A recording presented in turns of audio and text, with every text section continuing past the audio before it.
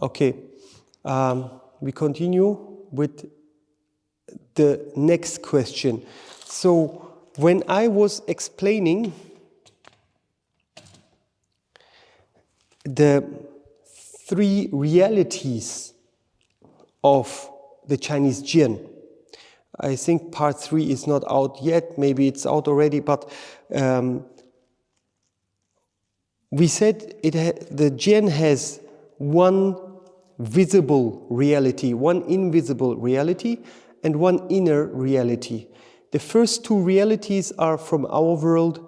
The third reality is from the underworld, yeah, so-called underworld or the mystical world, yeah, Tian in Wudang Taoism.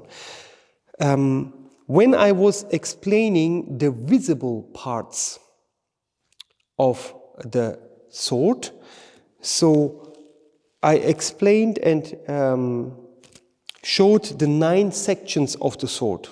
A part of these 9 sections, the blade itself, a part of the 9 sections, what I explained already, the blade itself in Wudang Jianfa has also Tian, Di, Ren sections, heaven, earth, and human sections. So why I didn't bring this into the sections or parts of the Jian? Because these 3 sections basically also, yeah, or parts, they have much more with the applications in common and a relation than with the blade itself. So there is the heaven, earth, and human part. And the heaven part is the last third part of the blade towards the peak, the tip. Yeah? The earth part is the first third part, and the human part is the middle part. So, depending on what distance you manage within the drills or within a combat situation. So we have also 3 distances. First distance, Bagua distance. This is the most far distance. That is the distance where my tip of the sword, without doing a step, cannot reach my opponent's body. And basically, the opponent's tip of the sword cannot reach my body. This Bagua distance, okay? It has nothing to do with circumvolting or something like this. It's just the distance is called like this because it has to do with the 8 trigrams. Because of the incoming windows of the attacks have to do with these trigrams, okay? Another topic, not this video now. So, Bagua distance is the first distance. Then you have Taiji distance, and then you have a very close distance, even with the sword, or even spear, you can have this distance. Basically, where my hand or my elbow even could touch the opponent's body. Yes, with the spear, you can have this distance too. This is called Wuji distance. Yeah? Bagua distance, Taiji distance, Wuji distance. Now, the heaven part of the sword, corresponds with the Wuji distance the most. I know it's a paradoxum. I mean, the furthest part of my sword is connected to the nearest distance. Now, the D part of the sword or the blade, means the earth part of the sword, is connected to the furthest distance. The nearest part of my blade is connected to the furthest distance, Bagua distance. Also that, in application, you can understand why. I mean, it's very paradox that if my sword can't even touch the body of the opponent, why the nearest part of my basically blade and sword or weapon is connected to the furthest distance. When we talk about the distances, maybe publicly one day, I'm going to explain this to you.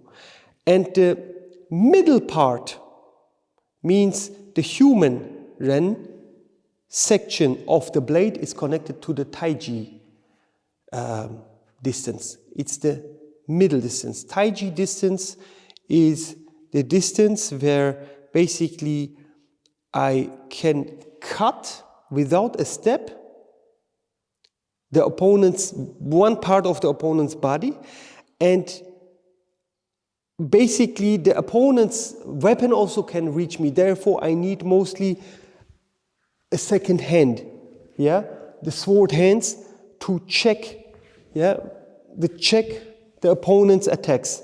So therefore, when you use these liao motions here, these motions, yeah, with the sword fingers, they have a reason. They are not just done to look good. They have reasons why always in Wudang Jianfa to the right side, moves to the right side, it's a closed motion. Closed motion means the sword fingers are closing to the right forearm, and almost all movements going out to the left, the sword fingers are opening up and the sword reaches afterwards, the same direction. So these are all questions for another topic, yeah? So, but we see that in the applications, we see that these sword fingers, they have basically significant use in application, okay? And especially in the taiji distance, where my midsection of the blade corresponds basically with that distance. Now my sword fingers are also basically used actively within the combat situation. How this looks like, maybe one day if we talk about the distances, I can explain it better, yeah? The Bagua distance is the distance basically where the first principle, the space of the dragon is impregnable.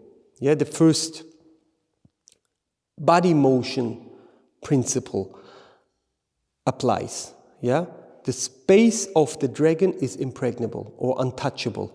So that means my cuts reach the opponent's body, but his cuts from the same stance do not reach my body. Yeah. It's better to show this with a partner. Basically, why I brought these three sections in again, because at the very first reality, when I was explaining the 9 sections, basically visible sections, I didn't talk about Tian, Di and Ren section of the blade. So, but there is a place for it, but it is much more related with the combat and the partner drills than with the blade itself. That's why these 3 do not belong basically to the blade itself. I greet you guys and come with your questions. We try to answer all as good as we can.